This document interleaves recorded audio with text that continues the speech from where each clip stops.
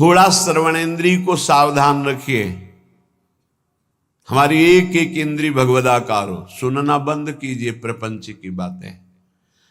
कान से केवल वृंदावन प्रिया प्रीतम भगवत चर्चा आदि। अगर आप गृहस्थ हैं, व्यवहार में है, तो उचित बात सुनिए, फिर राधा राधा। ना किसी की निंदा करिए, ना किसी की निंदा सुनिए। बहुत बढ़िया श्रवणेंद्री हो जाएगी। रसन रसेंद्री, महत्पुरुषों की रहनी में हमारी दृष्टि कभी दूषित न हो जाए कि ये ऐसा। अपने को क्या करना है, अपनी रसेंद्री को देखना है। हम क्या करते हैं, सत्संग सुनकर दूसरों पर प्रयोग करने लगते हैं।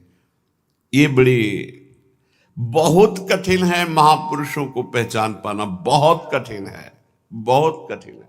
श्री जी कृपा करते हैं तभी परिचय। सोई जाने जे देव जनाई, जानत तुम्हें तुम्हें हो जाए। बहुत बहुत कठिन है। इसलिए कह रहा हूं कि संग किया बड़े बड़े ज्ञानी ब्रह्मबोध महापुरुषों का, और बड़ी ऊंचाई में बड़ी कृपा हुई। ज्ञान की सबसे बड़ी ऊंचाई ब्रह्मबोध, और प्रेम की सबसे बड़ी ऊंचाई सहचरी भाव। दोनों जगह के महापुरुषों का हरि की कृपा से, शिव की कृपा से ये संयोग बैठा। रसन रसेंद्री केवल श्री जी के प्रसाद की अनन्य होनी चाहिए। बस ये महापुरुषों में देखा है, केवल श्री जी को भोग लगाओ बस। कई बार देखा है गुरुदेव भगवान को, जैसे ऐसे कोई महत्पुरुष प्रसाद है, सब कभी नहीं देखा। महाराज ऐसे रखते तो कभी नहीं। रसिक अनन्य, लाडली जू के अनन्य, बस न लाज तीन लोकन की, न वेद को कहो करे।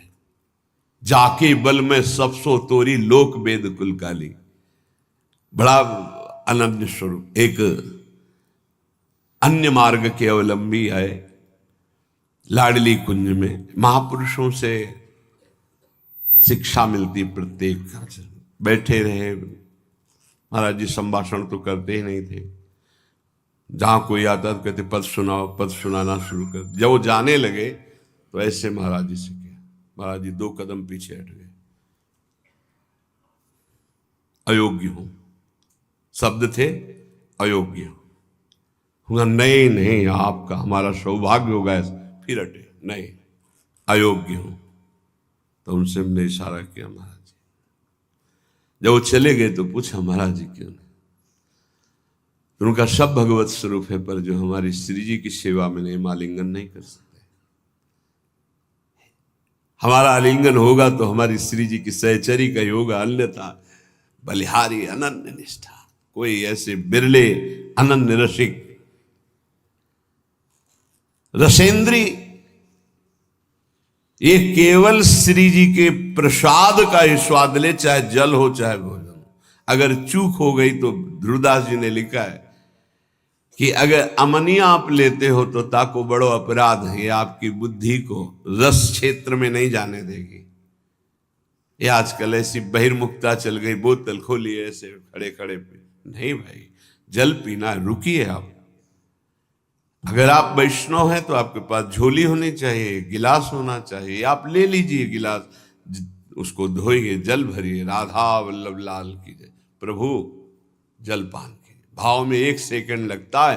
राधा राधा राधा पान कर लिया। पानी भी बिना अर्पित किए हुए, बिना नाम लिए पानी।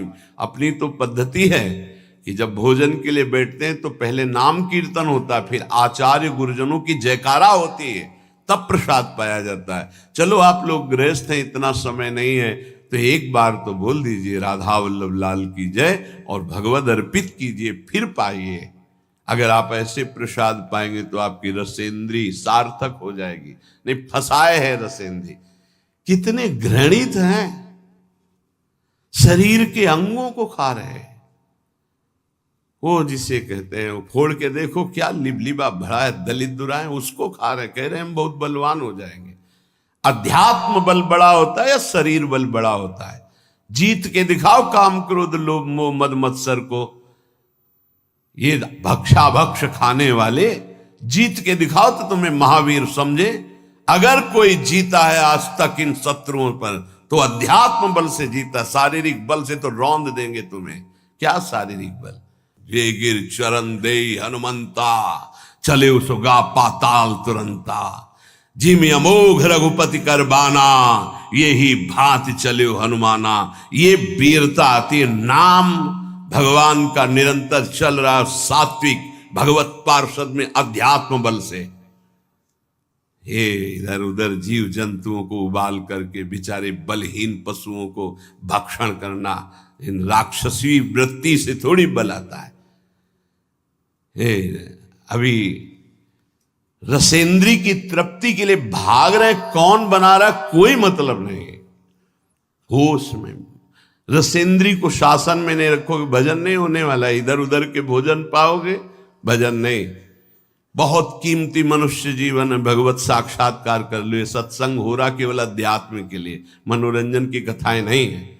इंद्रियों को संयम में रखिए, बचिए ऐसे आहार से जिसको तुम जानते नहीं, परिचय नहीं है तुम्हारा। बनाने वाला कौन है जिसको पता नहीं। बहुत सावधान। हमें लगता है कि बहुत जानकारी से, पहले कहा जाता था पानी पियो छान के, गुरु करो जान के, ऐसे कहा। हमें अब लगता है उल्टा करना चाहिए। गुरु करो छान के, एक एक गुण अवगुण की छानबीन करो पूरी, और पानी पियो जान के। कौन है, कहाँ का है, कैसे आचरण का है, कौन सा पानी दे रहा है, कौन से गिलास में दे रहा है, उसी में शराब पिया उसी में पानी दे रहा है। बहुत जानकारी करके सच्ची मानिए, आज जो भजन में उन्नति नहीं और उसका कारण खान पान विभाग है। रुचि ही नहीं हो सकती ऐसे अपवित्र भोजन करने वाले को भगवान में। मनमानी तुम खाओ पियो, तुम खूब नाम भगवदाकार वृत्ति चले, ऐसा नहीं हो सकता। सावधान। रसेंद्री को संभालिए खान पान विभाग। अगर आप प्रतिग्रह लेंगे और धनियों की चाटुकारिता करेंगे, रसेंद्री में रहेंगे तो बांटगिरी करेंगे, भगवत चरणारविंद की भक्ति नहीं होगी। एक बार देखा, भ्रमण करने में मतलब बहुत उपलब्धियां प्राप्त होती हैं। सेठ जी गिरदा लगाए तखत में बैठे मूंगफली खा रहे हैं। प्रवचन करता आके चौकी पे बैठे हैं, उनको सुना रहे हैं। वो जी बीच बीच में खोपड़ी, शास्त्र का अपमान और उसके प्रवचन का अपमान हो रहा है। और ये धनी केवल समझ पा नहीं रहा, इसकी दुर्गति पक्की है। कार्य हो रहा भागवती दिखाई दे रहा है। अरे उसको ऊंचे पे बैठा, तू नीचे बैठ, हाथ जोड़कर एकाग्रता पूर्वक मौन हो करके इस अमृत का पान कर। लेकिन रजोगुण धन ऐश्वर्य, और वो मूर्खतावश समझ नहीं रहा कि केवल लिफाफा 2100 5000 का मिलेगा और ऐसे आचरण। बहुत सावधान। ये सत्संग है। स्पर्श होता है सुखद दुखद या शरीर भोग, ये त्वगेंद्री का सुख होता है, स्पर्श सुख। उपासक सावधान। स्पर्श सुख में जितने भी कोमल मुलायम वस्त्र हैं, इनको नहीं स्वीकार करना चाहिए जानबूझकर वैरागी को। और गृहस्थ को अपने अर्थ के अनुसार सात्विक वस्त्र धारण करने चाहिए। विरक्त को ऐसा कोई भी बड़ा कीमती बड़ा सुखद, जितने से काम चल जाए उतने से पक्का समझो।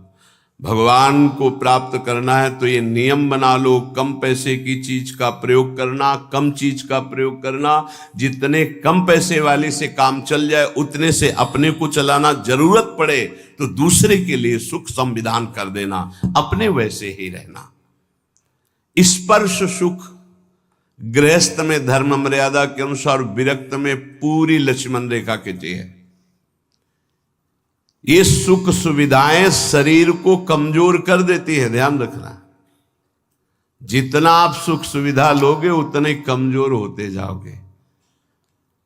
तपती हुई काशी की घाट की चट रात्रि भर तपती थी, उस पे शयन होता। अब नीचे का चला बिछा दिया, लगुटी पहने पड़े, सुबह हुआ गए रस्सी घाट की तरफ को शौच स्नान किया, वही अचला लपेट लिया, विश्वनाथ जी के दर्शन।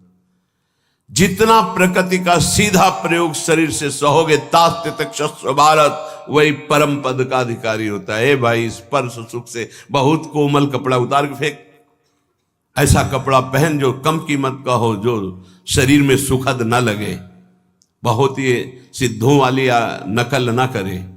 साधक को शरीराभिमान जब तक नष्ट ना हो जाए तब तक ऐसा कोई वस्त्र, ऐसी बहुत कीमती, हाँ बहुत बढ़िया है। एक साधु के पास एक आर्मी के जवान थे, वो बढ़िया वो लाए थे स्वेटर, तो वो लाए स्वामी जी स्वेटर बहुत बढ़िया है, बोले टांग दिया, तो टांग दिया कुटिया में।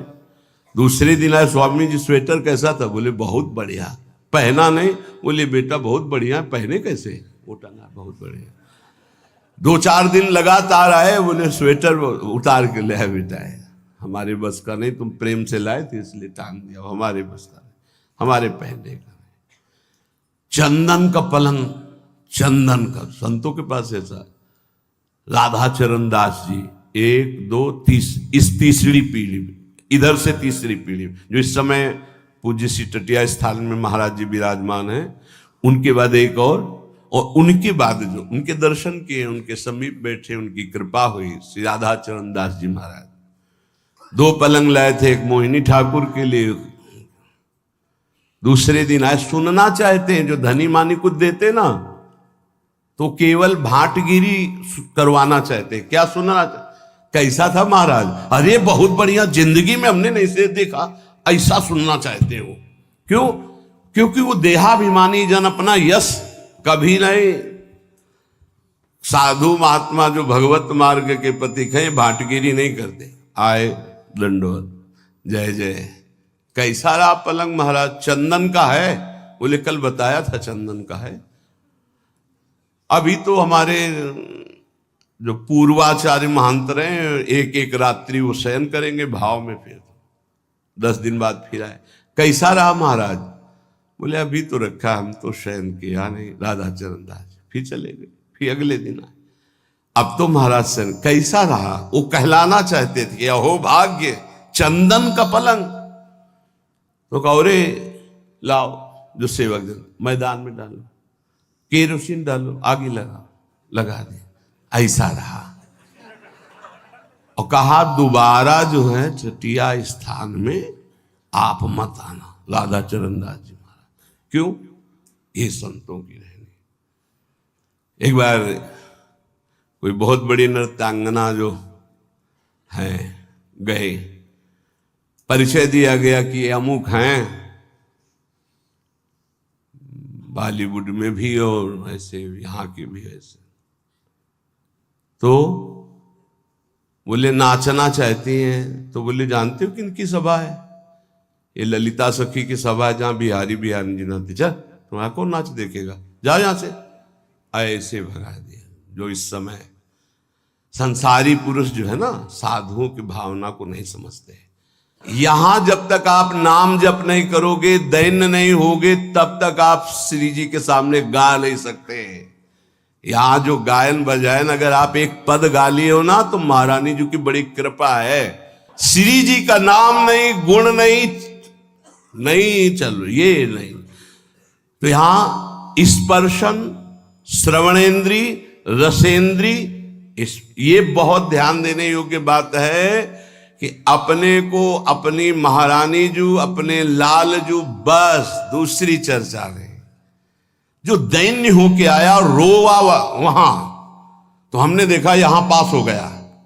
अहम जरा सा किया, हाँ, जहां मान गुमान लकुटले ठारी डरपत कुंज बिहारी, वहां आप गा रहे हैं। ध्यान रखना, महारानी जू यहां विराजमान महारानी जू हैं। क्षणक घ्राण में एक क्षण भी कोई सुगंध ऐसी मत सूंघना जो प्रियालाल को अर्पित ना हो। अभी आने लगेगा प्रियालाल के प्रति ठसक हमारे माई श्यामाजू को राज। ये कोई भी सुगंध श्री जी को अर्पित है। हाँ, ओ भाग्य, श्री जी को अर्पित नहीं है। नहीं, हमें नहीं ऐसी सुगंध सूंघनी जो हमारी प्रियाजू ने पहले स्वीकार ना किया हो। हमारी घ्राणेन्द्री पतिव्रत धर्म की तरह, रसेंद्री, श्रवणेन्द्री, वाकेंद्री कौपीनवंता खलु भाग्यवंता कौपीन लगाए हुए हैं और पवित्र, परम पवित्र, ये जो प्रतिग्रह रहित तो वस्त्र हैं, परम पवित्र हैं, वो धारण। एक प्रार्थना है उपासकों से, जब तक आपका वस्त्र शरीर रक्षा के लिए समर्थ है तब तक दूसरा वस्त्र मत लो। क्यों लेते हो? 2 कौपीन 2 मार्किन नीचे पहनने के लिए, ऊपर के 2 वस्त्र बहुत, बस इसके अलावा बक्सा नहीं होना चाहिए कि तह लगा करके नहीं। ये गलती ना होने पावे जीवन में। अगर विरक्त भाव में हो तो जितने से शरीर ढकता है, और वो ढकने वाला कपड़ा जब तक नष्ट ना हो जाए, नष्ट ढकने की क्षमता नहीं रह गई, तब तक वस्त्र का परिवर्तन नहीं होना चाहिए।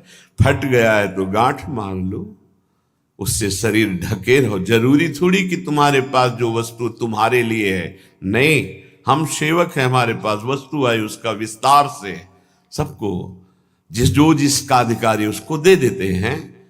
जैसे सूर्य प्रकृति से अपनी उष्ण किरणों के द्वारा जल संग्रह करता है और समय आने पर वर्षा देता है, ऐसा साधु होता है। जो संग्रह हुआ, जो ऐसे श्रद्धा विश्व दिए, वो उन्हीं में लगा दे। खाओ पियो, मौज करो, कीर्तन करो, मंगल करो, समाज का मंगल हो, स्वयं उसका उपभोग नहीं। ये बिल्कुल रहने को सीख ले वैरागी। गृहस्थ अपने धर्म से कमाए हुए ही वस्त्र का भोजन का प्रयोग करे, चाहे जिस तीर्थ में जाए, न वहां कोई वस्त्र स्वीकार करे, न वहां कोई सेवा स्वीकार करे, न वहां का भोजन स्वीकार करे। अगर स्वीकार करे भोजन आदि, सेवा आदि, तो उसका अनुपात लगा के कि ये अगर हम बाहर खरीदे तो कितने का मिलेगा, 100 का, तो हम 100 रुपया वहां के ठाकुर जी में रख देते हैं। वो ले ना ले, 100 रुपया रख देते। गृहस्थ कभी किसी का नहीं, तो आपका सुकृत, आपका भजन सुरक्षित। विरक्त तो आपका सुकृत, आपका तप, आपका भजन सुरक्षित। जो श्रीपाद कह रहे हैं, फलम वा मूलम वा किमपि दिव शांति कवलयन, 24 घंटे में एक बार शाम टाइम, फलम वा मूलम वा किमपि दिव शांति कवलयन, फल मूल अथवा अन्न आदि कुछ भी मिल जाए 24 घंटे में एक बार पेट भरने के लिए पर्याप्त है। चलो श्री जी का प्रसाद 3 बार मिलता है, लेकिन प्रमाद स्थिति के लिए नहीं। अल्पाहार कीजिए और खूब भजन परायण रहिए। सच्ची मानिए, बड़ा धोखा होगा अपने साथ यदि हम खान पान सुख सुविधाओं को स्वीकार करके भजन न करें। प्रिया प्रीतम के पद, प्रिया प्रीतम की सेवा, प्रिया प्रीतम के चिंतन से जो सेकंड क्षण रहित गया, हानि हरिवंश के नाम अंतर परे, लाभ हरिवंश उच्चरत बानी। तब सुख हरिवंश गुण नाम रसना रटत, और बहुवचन अति दुखदानी।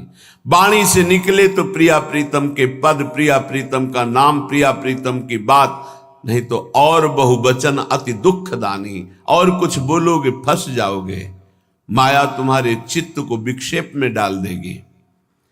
फलम वा मूलम वा किमपि दिव शांते कवलयन। सुन लो, स्थिति से चलना। बोले बंद आज से, अब 10-5 दिन समय के केवल पाएंगे, और शाम के इतना पाएंगे कि सुबह दोपहर शाम अगर तीनों पाते थे उससे ज्यादा, तो भी भजन नहीं होगा। ये भी बात समझ लो कि एक बार बैठ गए तो दबा के 3 बार वाला हिसाब पूरा कर लिया, तो अब उसके पचाने में पूरी जीवनी शक्ति लगेगी, भजन में नहीं लगेगी। इस संयम के लिए लिखा है। देखो, जब आपका ब्रह्मचर्य ठीक रहेगा तो ज्यादा मांग अंदर नहीं होती, क्योंकि पर्याप्त शरीर चलाने के लिए महान शक्ति ब्रह्मचर्य का संचय है। तो ज्यादा ये सब खत्म हो जाएगा आगे चल करके। अभी नए अवस्थाएं हैं तो ऐसी भावना हो भी सकती है अच्छे अच्छे पदार्थ खाने की, ऐसा होता है। पर आगे चल करके अगर हृदय से तुम पूछोगे क्या पाना चाहते हो, तो कुछ नहीं, कोई निर्णय ही नहीं निकल पाएगा। जो प्रारब्ध अनुसार भगवत प्रसाद मिल जाए उसे शरीर में डाल लिया। वो बहिर्मुख साधक होता है जिसकी एक रहनी नहीं होती। आज हाथ में करवा है, कल कमंडल है, परसों कुछ नहीं। आज रज लगी हुई है, कल कुछ, ऐसे नहीं। एक रहनी, जीवन भर एक रहनी का पालन करते हैं संत जन। एक रहनी, आपकी रहनी ही आपकी स्थिति का परिचय देती है। चंचल रहनी, आज कुछ कल कुछ, बोल कुछ रहा है, दिखावा कुछ है, आचरण कुछ है, व्यवहार कुछ, ये सब प्रपंच नहीं। बहुत धैर्यपूर्वक एक रहनी में 20 वर्ष चलना चाहिए। ये बहुत ध्यान से सुन ले। आज ऐसे रंग का कपड़ा, कल वैसे रंग का कपड़ा, आज दिगंबर हो रहे हैं, आज लंगोटी केवल लगी है, कल ऐसा, ये सब नहीं। एक रहनी, महापुरुषों की एक रहनी देखी गई है। फिर वो जो स्थिति आती है वो बात अलग होती। स्थिति का नाटक करना और स्थिति आने में बड़ा अंतर होता है। नाटक नाटक ही रहता है, स्थिति स्थिति रहती है। श्रीपाद कह रहे हैं इसे नाटक में ना उतारा जाए, इसे स्थिति में लिया जाए। क्या कह रहे? जरत कंथा में काम दधदपि च कौपीन मनुषम। केवल एक लंगोटी शरीर में है और ऊपर से फटे पुराने कपड़ों को घूरे में से बीन चिनगटा रक्षा कीजे सीतिन, ऐसे बसिए ब्रज बीथिन। जो फेंक दिए गए हैं वस्त्र उनको उठा लिया और उनको गांठ लगा ली गई या सिल लिया गया, उसे कंथा कहते हैं। जो वस्त्र त्याग दिए हैं, जिन पर किसी का अधिकार नहीं है, वो प्रतिग्रह नहीं होता। उसे उठा लिया, यमुना में धो लिया, गांठें लगा ली, शरीर को ढक लिया। पहले ऐसा ही था क्योंकि यहां आधुनिकता नहीं थी। बहुत मुश्किल होता था उदर भरना, वो ब्रजवासियों की टूक से ही होता था। एक शरीर में लंगोटी और जो त्याग दिए गए हैं ऐसे वस्त्रों का संग्रह करके ग्रंथि लगाकर या शिल करके और उसको शरीर में धारण करना। जरत कंथा में काम दधदपि च कौपीन मनुषम। एकमात्र उन पुराने कपड़ों की कंथा जो जोड़कर बनाई गई। और कौपीनवंता खलु भाग्यवंता, भगवान शंकराचार्य जी ने भी कहा है। एक कौपीन केवल शरीर में, कौपीनवंता खलु भाग्य। दिखावे के लिए ना करें, प्रार्थना करते हैं, क्योंकि वैराग्य की बात सुन करके तत्काल वैराग्य धारण करना और फिर 4 दिन के बाद बदल जाना, ये ठीक नहीं होता। बहुत सोच समझ करके एक रहनी पकड़े, जो गुरु प्रदत्त रहनी है वैसे ही आजीवन निर्वाह करें। अगर एक रहने में नहीं रहोगे तो स्थिति नहीं आएगी।